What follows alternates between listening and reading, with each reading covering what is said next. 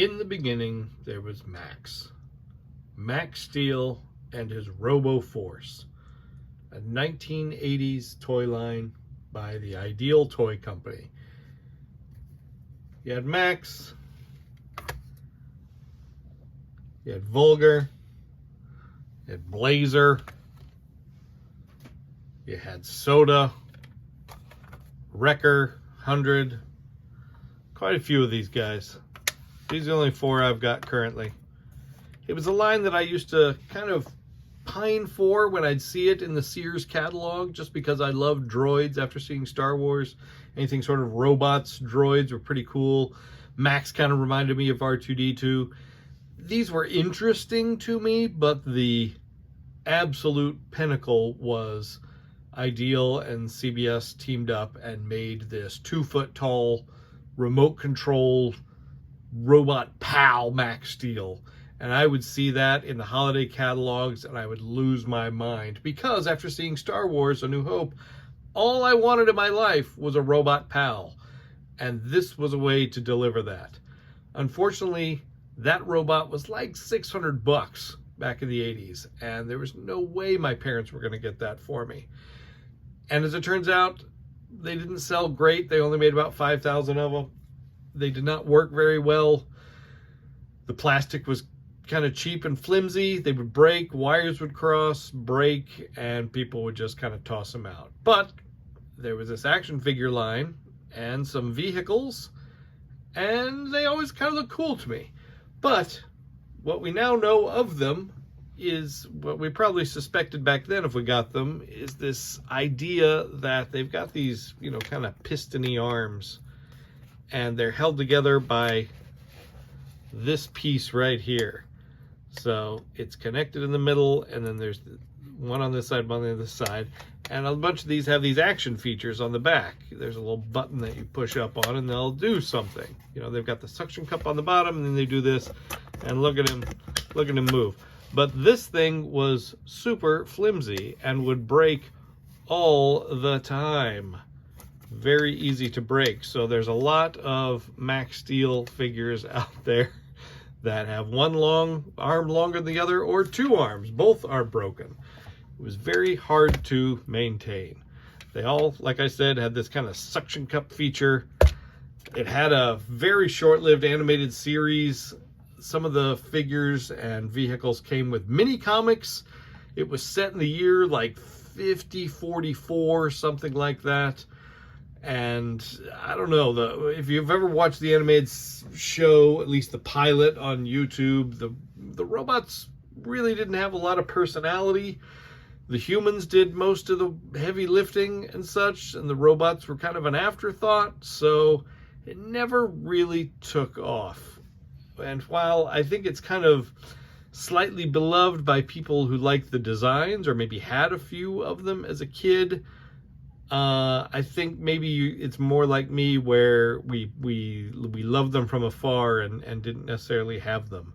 But now the Nacelle Company changes all that. They've updated it, brought it into the 21st century, and made them badass. And that's where our story picks up today. So the Nacelle Company bought the rights to Robo Force. It is the first action figure line that they developed as part of their new toy lines that they are doing, their toy company.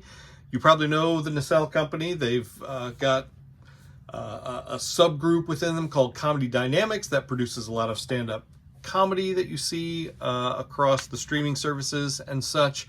But they also did some great documentaries that we all loved, called The Toys That Made Us and The Movies That Made Us. And now, you know, Brian Volkweiss, who is their leader, has always been a huge toy collector, a toy lover, and he's gathered people together to start making his own toys, and we're kicking it off with Robo Force. And they're very important toy. And so the first 2 figures are out now. They're starting to ship to people that pre-orders, and they were kind enough to send a couple over for me to take a look at, which I'm very grateful to them. because I've been very, very curious about these. I've loved the designs and just want to see how they are coming out of the gate, and can't wait to crack these open. You may recall there was kind of a little bit of a sticky wicket with the naming convention on these. The toy was originally Maxx Steel. Maxx Steel is now something that's tied more to Mattel, as I don't think Ideal really kept up their copyright after Ideal folded.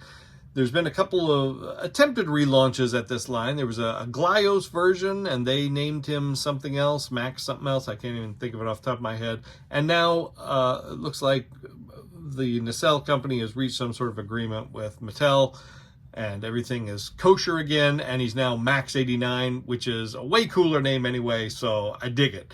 So this is the packaging right here. These guys are way bigger than I thought they were going to be, even just the pictures that I saw online. So, you know, this is him next to the original guy. So you can see way bigger. You know, I don't know. Let's see here. Here's a 3 3/4 inch Star Wars droid down here. Pretty small. So what else do I have? Here's like a, I don't know, roughly 8 inch guy from Rocom. This is the Death Jaguar. So you can see they're big and they're beefy, and have some great design work by my pal Dave Vonner, who's been in the toy industry for several decades. So great clean box. I like the sort of grid thing on top, very reminiscent of the 80s. Got the Robo Force logo. They removed the colored laser things in there, which I'm completely on board with. The Nacelle logo, their new very important toy, which I'll be curious to see if they'll have other sort of toy lines, or if they'll all fall under that umbrella. I just don't know yet.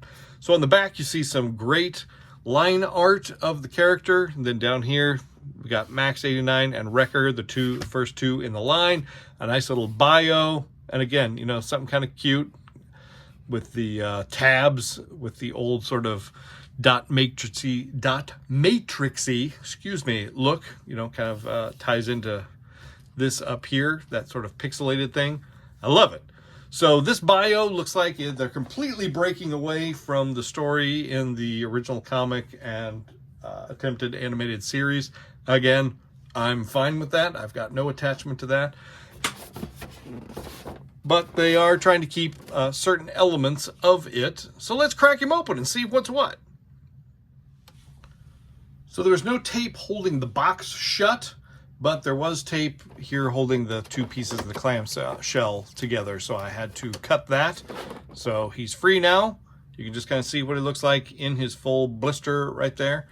And now let's take him out and see what's what. Okay, here he is loose. I haven't put any of his accessories on yet, but here we go. We'll do one more comparison with the classic figure. So they kept the color scheme, which I really like. They kept a lot of the thematic elements. You know, he still has the rainbow name here. He's got kind of a variation of this sticker, which is great. They have replaced these hinky little pistony arms with these great, you know, sort of real beefy, cable-y arms. They kept the element of the little hook hands, but made them far more interesting than just these little, you know, again, they didn't really hold things well. They would just kind of plug into that hole there, or there, which not, you know, not that interesting, not that great, and I'm sure not that thrilling for a kid. So, and with the same with the face, with the eyes and the sort of the mechanism of, you know, this with the dots above it and the red eyes, these are kind of more orange. So a lot of thematic elements still tie together. Suction cup feet, just enough to, if you were a fan of that, I think you'd be fine with the update. I think it's a more interesting design. These didn't have a ton of articulation. The classic ones, really just the arms moved. I mean, on the main guy, the head doesn't even move. And then they've got kind of the little featurey thing. So nothing moving with the legs, nothing moving with the body, just kind of a solid, like, gas pump of an action figure. So this, far more interesting, I have to say. So here he is. Some great articulation on this guy. just out of the gate. Head turns, there's no real, maybe a little bit of up and down, but not much really to write home about. These shoulders are interesting. They've got double barbells in here, so you can move them back, forward, and they get a pretty good range of movement, which I think is interesting. There is a bicep swivel for lack of a better term, on a robot. He's got double elbows, which I think is interesting and great. He also swivels at the hook at the hand because these guys are removable. He pivots here. There's some good, almost kind of that same double barbell thing here with the hips, so he gets some really good movement, turnout. Double knees, again, super interesting that they did that. So I'm sure you can get a lot of really good posability, and then again, you can sink him down with those suction cups, and he holds up really well. You can just kind of box him back and forth. He's staying right there. So that's really interesting. I think that's great. Let's see here. Let's get him stuck down back a little further. So again, I think a very interesting new design, a great concept. You know, he's just a cool robot. You can see him fighting other things. Maybe if you've got some kaiju figures or something in your collection, some superheroes, I don't know. I think he just is a far more interesting design than just, like I said, those kind of gas pump looking figures.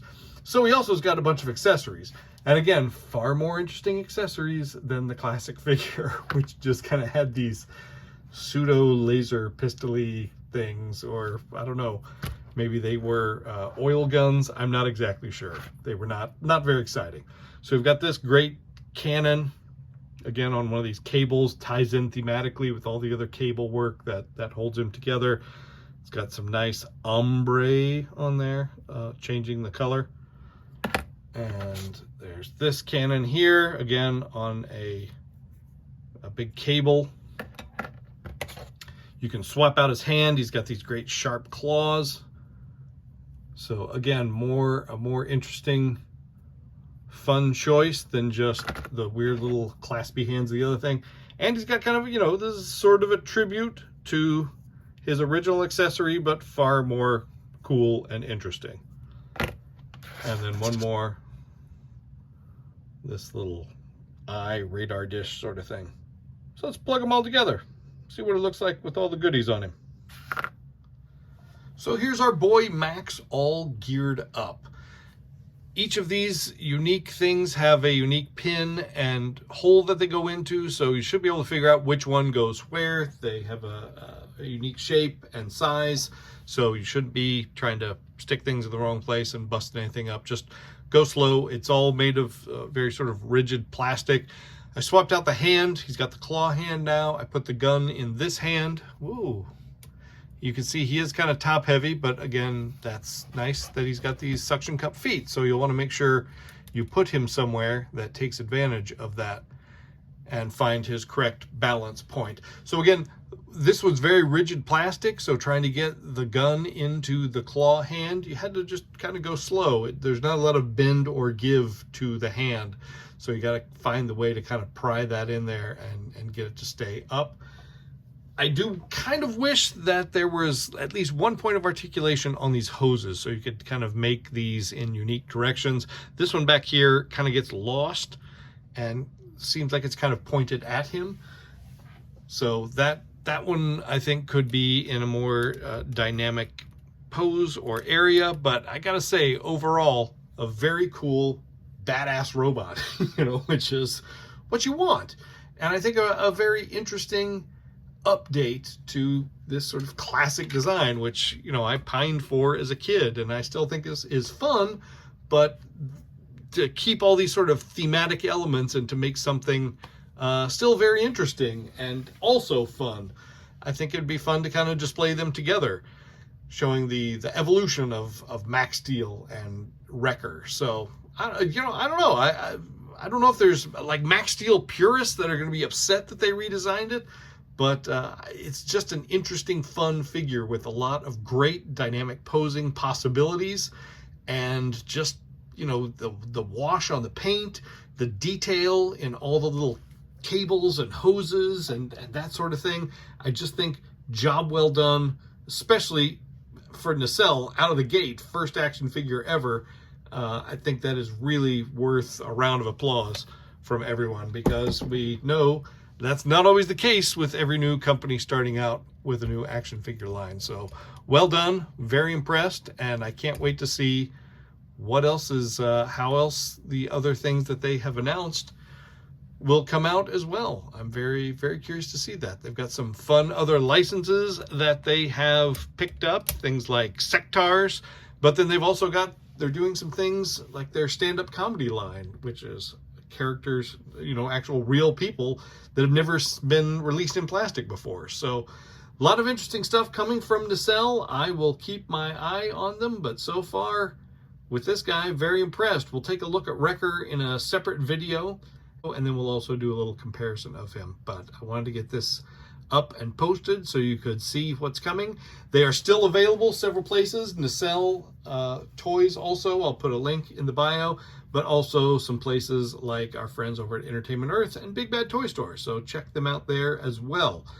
Thank you so much again to Nacelle for sending these over, but especially thank you guys for watching. I greatly appreciate it. Like, subscribe, tell us what you think. Did you have a favorite figure from the old line? Do you have any nostalgia for the old line? And what do you think of these new designs? I'd love to start that dialogue with you. So let's talk about that. Let us know in the comments. And as always, I'm Daniel with Action Figure Insider and actionfigureinsider.com. Thanks for watching. We'll be back with lots more toy goodness here on AFI.